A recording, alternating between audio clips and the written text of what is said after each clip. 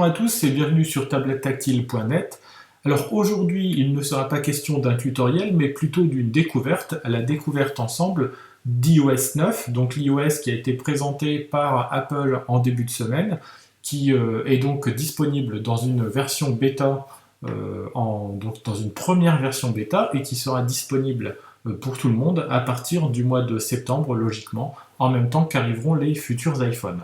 Alors iOS 9 recèle quelques petites nouveautés bien trouvées, pas forcément de nouvelles applications, en tout cas dans un premier temps pour ce qui nous concerne, puisque la seule nouvelle application qui s'appelle News n'arrivera chez nous que soit à la fin d'année 2015, soit au début d'année 2016, mais on va essayer de voir quelles sont les petites nouveautés qui se sont glissées dans le futur système d'exploitation. Première nouveauté, c'est la barre de recherche, l'équivalent du Spotlight pour macOS, que l'on retrouve aussi dans iOS, que l'on arrive donc à faire apparaître en balayant son doigt du haut vers le bas, et que l'on peut maintenant faire apparaître en balayant son doigt donc de la gauche vers la droite. Alors, nouveauté quand même de cette petite option de recherche, c'est que vous avez maintenant des contacts, des applications ou encore de l'actualité qui vous est suggérée grâce à l'insertion de proactivité qui vient compléter l'assistant virtuel Siri au sein de l'iPad pour rendre la recherche encore plus efficace. Seconde nouveauté que l'on va aborder ensemble, c'est maintenant l'application Notes. L'application Notes que l'on va lancer, qui va subir exactement les mêmes modifications sur OS X et qui est déjà mise à jour sur iCloud.com.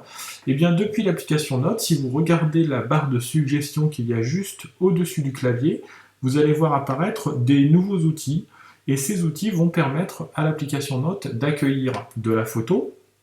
Alors pour cela, il faut bien entendu que votre application puisse accéder à votre photothèque, mais vous allez aussi pouvoir y ajouter du dessin. Donc voilà, avec plusieurs outils. Donc vous avez un stylo classique, vous avez une sorte de surligneur, vous avez donc un crayon de bois aussi. Donc on peut changer les couleurs. On a pour l'instant à notre disponibilité 8 couleurs. Et puis on a l'outil gomme qui va permettre d'effacer les éléments que l'on a ajoutés. Enfin, une règle va nous permettre de faire du dessin avec plus de précision. Hein, vous voyez, je vais déplacer la règle à deux doigts. J'ai le degré d'inclinaison qui apparaît. Et je peux comme ça donc réussir à faire des dessins avec un petit peu plus de précision. Et donc, mon dessin vient se glisser quand je fais OK au sein de ma note. Donc voilà pour l'application Notes et les nouveautés que recèle cette application. Revenons-en à l'application Notes, mais cette fois-ci non plus pour s'intéresser aux notes en soi, mais plutôt pour s'intéresser au clavier et à une petite nouveauté du clavier. Lorsque vous allez poser deux doigts sur celui-ci, voilà, et bien le clavier va se transformer en une sorte de trackpad. Et en déplaçant vos doigts sur le trackpad, eh bien vous allez déplacer le curseur sur l'écran de l'application sur laquelle vous êtes en train de travailler. Si je saisis du texte, au passage vous aurez noté que la police d'écriture a changé sur cette iOS 9 puisqu'on est passé sur la police San Francisco que l'on avait découvert avec l'Apple Watch. Et bien si je pose deux doigts dessus, donc je peux regardez, donc me déplacer le curseur très facilement au sein de l'application.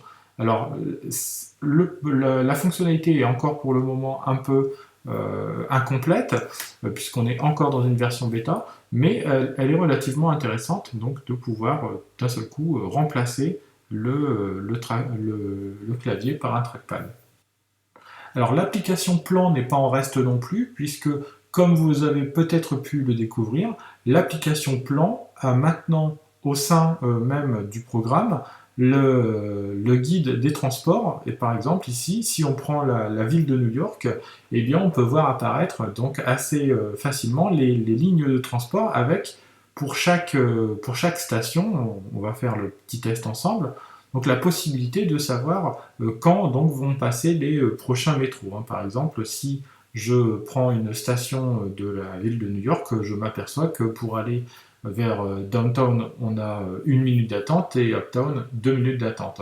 Donc voilà une des nouveautés de l'application Plan. Alors bien entendu, comme on vous l'avait déjà dit aussi, cette nouveauté ne concernera dans un premier temps que certaines villes, pas mal de villes chinoises, quelques villes américaines, quelques villes européennes, mais pas encore de villes françaises. Il y a fort à parier quand même qu'une ville comme Paris devrait intégrer cette fonctionnalité très prochainement. Alors, une des grandes nouveautés de cet iOS 9, c'est la possibilité de séparer l'écran en deux. Alors, ici, sous la main, nous avons un iPad R1, et à savoir que l'iPad R1 ne permet qu'une seule de ses fonctionnalités, c'est la fonctionnalité dit Slide Over. Alors, on va vous montrer tout de suite comment ça se passe. Par exemple, si je réouvre l'application Plan, si je fais glisser mon doigt de la partie droite vers la gauche en commençant par l'extérieur de l'écran, je vais faire apparaître une seconde application. Ici, par exemple, je fais apparaître l'application iCloud Drive.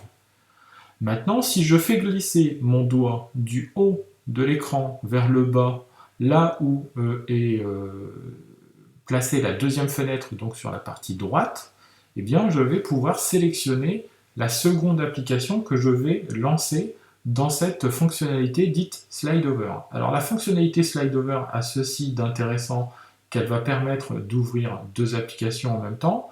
Par contre, petit bémol toutefois, vous ne pourrez interagir que sur l'application qui est ouverte sur le côté droit. Il sera impossible d'interagir en même temps sur l'application qui est présente sur le côté gauche. Donc ça permet de prendre par exemple très rapidement une note en même temps que je suis sur une autre application.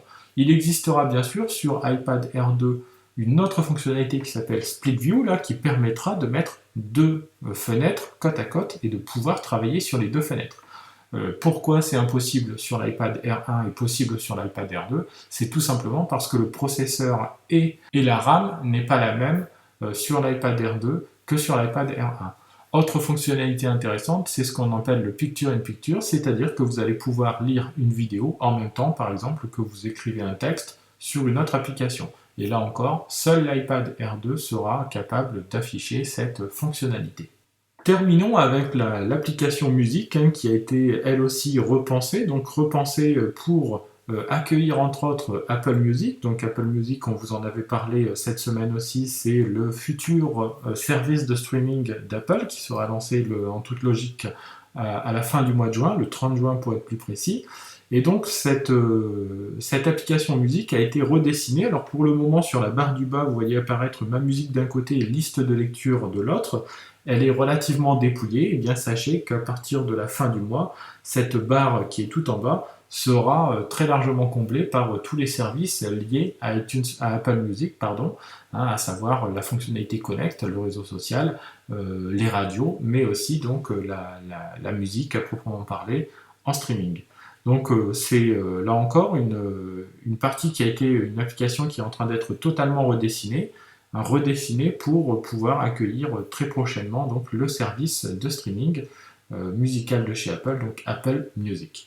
Voilà, on vous a présenté très rapidement quelques-unes des grandes nouveautés d'iOS 9. Donc comme on vous l'a dit au tout début, pas de véritable nouveauté sinon l'application News qui n'apparaîtra pas chez nous avant logiquement l'année prochaine ou au mieux la fin de cette année 2015. Et donc on a pu voir ensemble quelles allaient être les grandes nouveautés que l'on va pouvoir avoir sur un iPhone ou un iPad dès le mois de septembre, comme on vous l'a dit, donc selon toute logique, en même temps que sortiront les futurs iPhones. Voilà, on vous remercie de nous avoir suivis pour ce petit tour rapide d'iOS 9, et puis on vous dit à très très bientôt sur tablettactile.net. Au revoir.